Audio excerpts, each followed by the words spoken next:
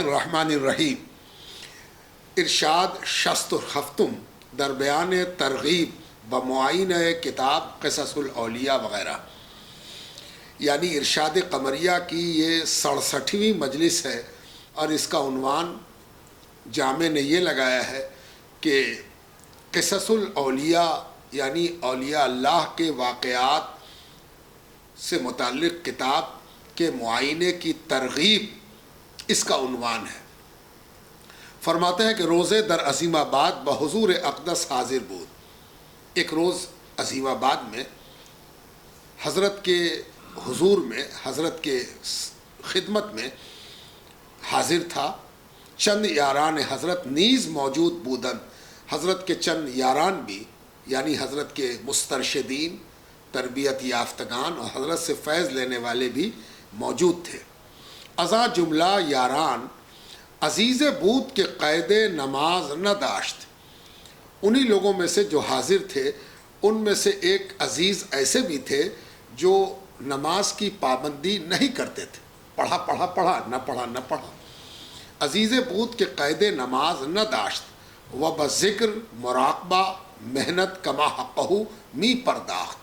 لیکن ذکر، مراقبہ، اشغال ان سب میں بہت پکے تھے. وہ ان کو ذکر کی مجلس میں دیکھیے تو ایک دم موجود، مراقبے کی مجلس میں دیکھیے تو مراقبات میں مصروف. یعنی ان سب میں محنت جو ہے اس میں کوئی کمی نہیں تھی، لیکن نماز کی پابندی میں کمی تھی. حضرت سلطان العاشقین چنی ارشاد کردن. اعلیٰ حضرت نے اس طرح ارشاد فرمایا، اس طرح گویا ہوئے، یوں گویا ہوئے کہ پیروان دین محمد را می باید کہ اول بشریت قدم نہاد، ظاہر و باطن خود را مطابق شرع بآرامد. اعلیٰ حضرت نے فرمایا کہ حضور پاک علیہ السلام کے دین کے پیروکاروں پر یہ ضروری ہے کہ وہ پہلا قدم یعنی اپنی زندگی میں جس چیز کو سب سے زیادہ اہمیت دیں وہ شریعت کی پابندی ہو. اپنی زندگی میں جو فرسٹ اسٹیپ ان کا ہو وہ شریعت کے لیے ہو، شریعت کی پابندی کے لیے ہو، شریعت کی نگہداشت کے لیے ہو، شریعت کو اپنے اوپر لازم کرنے کے لیے ہو. دوسرے کو شریعت بگارنا بعد میں، پہلے اپنے اوپر شریعت کا لزوم ہو. اول بشریت قدم نہاد، ظاہر و باطن خود را مطابق شرع بآرامد. اور ظاہر بھی اور باطن بھی، ظاہری طور پر بھی جو نظر آ رہا ہے اور جو نظر نہیں آ رہا ہے، دونوں کے سلسلے میں خود کو شریعت کا پابند بنائے. کبھی کبھی نہیں بلکہ برابر ایسا ہوتا ہے کہ ہم دوسرے کے لیے تو شریعت کرتے ہیں لیکن خود کو شریعت کا پابند باطنی طور پر نہیں بنا پاتے. یہ اور نقصان دہ ہے. اگر کسی کا شریعت اتنا ستھرا، شریعت کا معاملہ ظاہری طور پر اتنا ستھرا نہ ہو لیکن باطن بہت ستھرا ہو، یعنی باطن میں وہ اللہ سے بہت ڈرتا ہو، تو وہ اس سے بہتر ہے جس کا ظاہر تو اچھا ہے باطن خراب ہے. اس طرح حضرت نے ارشاد فرمایا. پھر فرمایا کہ چوں قرب خدا در نصیب او باشد لابد روزے ابواب فیض طریقت برو کشائے.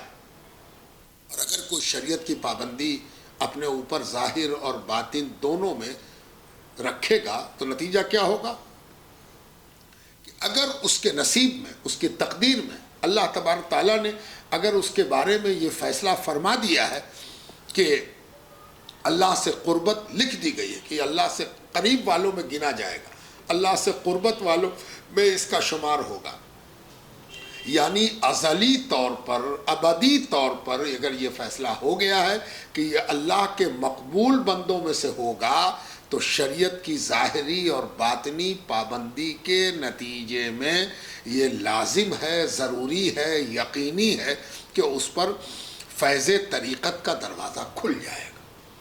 ابواب فیض طریقت برو کشایت کہ اس پر کشادگی ہوگی اور فیض باطنی اللہ تبارک تعالیٰ کا فضل و مہربانی قلب کے زندہ ہونے کے حوالے سے اس پر ظاہر ہوگا. دری اشعار حضرت خواجہ فرید الدین عطار قدس سرہ خواندن. پھر اعلیٰ حضرت نے خواجہ فرید الدین عطار کے یہ اشعار پڑھے، سنائے. کیا پڑھا؟ شریعت را مقدم دار، مقدم یعنی تمام چیزوں پر جس کو فوقیت دی جائے، پریفرنس دیا جائے، پراتھمک ہو، بنیادی ہو، اساسی ہو. بہت سی چیزیں اوپر نیچے رکھی جائیں تو جو چیز سب سے اوپر رکھی جائے وہ شریعت ہو. شریعت را مقدم دار یعنی اپنی زندگی میں پریفرنس دو شریعت کو. اکنو شریعت از طریقت نیست بیرون، نہیں، شریعت را مقدم دار اکنون شریعت از طریقت نیست بیرون، یعنی تم کو چاہیے کہ شریعت کو اپنی زندگی میں سب سے زیادہ فوقیت، اولیت، افضلیت دو. اور شریعت طریقت سے الگ نہیں ہے. کوئی یہ سوچتا ہے کہ ہم لوگ طریقت والے ہیں، یہ سب چیز شریعت والے جانیں، تو وہ ایسی طریقت کا دعویٰ کر رہا ہے جو طریقت ہی نہیں ہے.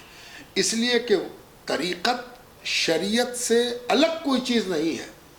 شریعت سے طریقت مخالف نہیں ہے، متصادم نہیں ہے، جدا نہیں ہے، اینٹی نہیں ہے، یا الگ کوئی چیز نہیں ہے، بلکہ شریعت سے، شریعت کے فوائد کی شکل میں ظاہر ہونے والی چیز طریقت ہے. شریعت اگر پیڑ ہے تو طریقت اس کا پھل ہے. اب اگر کوئی پھل والا ہونے کا دعویٰ کر رہا ہے اور کہے کہ پیڑ سے ہم کو کوئی مطلب نہیں تو چور ہے، اس لیے کہ چور وہی ہوگا جو پھل پر تو دعویٰ کرے اور پیڑ سے اپنے تعلق کا اظہار نہ کرے. جس پیڑ میں پھل لگا اس کے پیڑ سے آپ کو کوئی مطلب نہیں تو آپ چور ہیں، آپ پھل والے ہو نہیں سکتے. اور پھل والا کون ہوگا؟ جو پھل پر دعویٰ بھی کرے گا، پھل کے سلسلے میں اپنی ملکیت کا اظہار بھی کرے گا، یا پھل سے اپنے شغف کا اظہار بھی کرے گا، اور اس کے درخت سے بھی اس کو محبت ہوگی، اس لیے کہ جس درخت سے یہ پھل ہوا ہے اس سے محبت کا ہونا یقینی ہے. تو حضرت فرید الدین عطار فرماتے ہیں کہ شریعت از طریقت نیست بیرون، کوئی الگ چیز نہیں ہے طریقت، وہ شریعت سے ہی نکلی ہے. نہ شریعت سے طریقت الگ ہے، نہ طریقت سے شریعت الگ ہے. ہاں ایک دوسری بات بھی ذہن میں رہنی چاہیے کہ اگر کوئی طریقت کو نہیں سمجھ پا رہا ہے، طریقت سے بیگانہ ہے، طریقت کے بارے میں منہ ٹیڑھا کرتا ہے اور طریقت کے بارے میں اپنے نالا ہونے کا اظہار کرتا ہے، تو اس کے مطلب یہ ہے کہ وہ ایک ایسے پپیتے کا درخت ہے جو پھلاہا ہو گیا، اس میں پھل لگے گا ہی نہیں. دونوں قسم کی مثال سامنے رکھنی چاہیے، جو پھل دیکھ کے پیڑ سے بے نیاز ہو جائے اور جو پیڑ رکھ کے پھل کے بارے میں انکار کر دے. اس کے مطلب یہ ہے کہ یہ دونوں گڑبڑ ہے، اور ان دونوں گڑبڑ سے اپنے آپ کو بچا کے رکھنا چاہیے.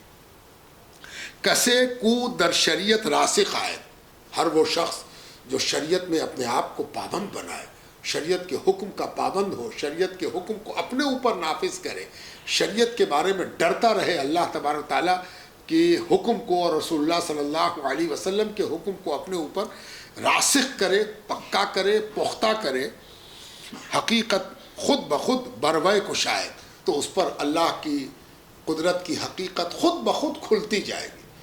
حقیقت الہیہ، حقیقت رموز الہیہ، اللہ تبارک تعالیٰ کی قدرت کے راز، اسرار، اللہ تبارک و تعالیٰ کی ذات کے احساسات، یہ کب ظاہر ہوں گے؟ جب شریعت کی پابندی میں تم دنیا کو دکھانے کے بجائے اللہ کے لیے کرنے میں خالص ہو جاؤ گے. تو جیسے جیسے خلوص بڑھے گا ویسے ویسے دل پر کیفیات کا ظہور ہوگا.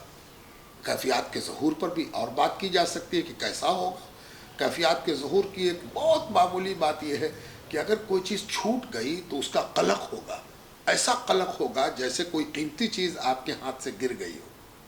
شرم معلوم ہوگی، حیا معلوم ہوگی. یہ سب اس بات کا احساس ہے کہ اس نے شریعت کی پابندی میں خلوص برتا ہے. اسی لیے شریعت کے معاملے میں اگر کبھی کوئی چیز چھوٹ گئی تو اس کو قلق ہوتا ہے.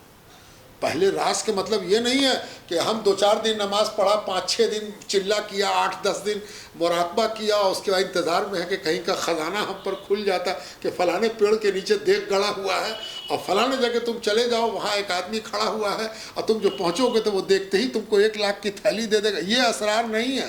اسرار کے مطلب یہ ہے کہ جیسے کسی آدمی کو نمکین کھلایا جائے تو وہ بتا دے کہ کیا بہترین ذائقہ ہے، میٹھا کھلایا جائے تو بتا دے کہ کیا ذائقہ ہے. یعنی سب سے پہلے تو جو شریعت پر وہ عمل کر رہا ہے اس کے فوائد خود اس کی ذات میں مرتب ہوں. اس کو یہ احساس ہونے لگے کہ ارے نماز پڑھا تو کتنا اطمینان ہوا، روزہ رکھا تو کیسی تشفی ہوئی، کلمہ پڑھا تو کیسا اطمینان. اسرار کھلنے اس سے شروع ہوتے ہیں. اب پھر ایک لاکھ بات ہے، خود اپنی حقیقت کھل کے سامنے آ جائے. رو رہا ہے تو رو رہا، اور لوگ پوچھے کہ کاہے کو رو رہے ہو، درد ہوا ہے، تکلیف ہوئی ہے، کوئی چوٹی کاٹی ہے، کسی نے مارا ہے، کسی نے گالی بکی ہے، وہ کہے کہ ارے یہ سب کچھ نہیں ہے. کچھ اپنا راز اللہ نے ہم ہی پر کھول دیا ہے، ہم اپنے ہی پر رو رہے ہیں. یہ ہے وہ اسرار جو اس چیز کی طرف اشارہ کرتے ہیں کہ حقیقت خود بخود بروئے کشائے، اس پر خود بخود حقیقت کھلتی جائے گی. یہ آئندہ عاصم صاحب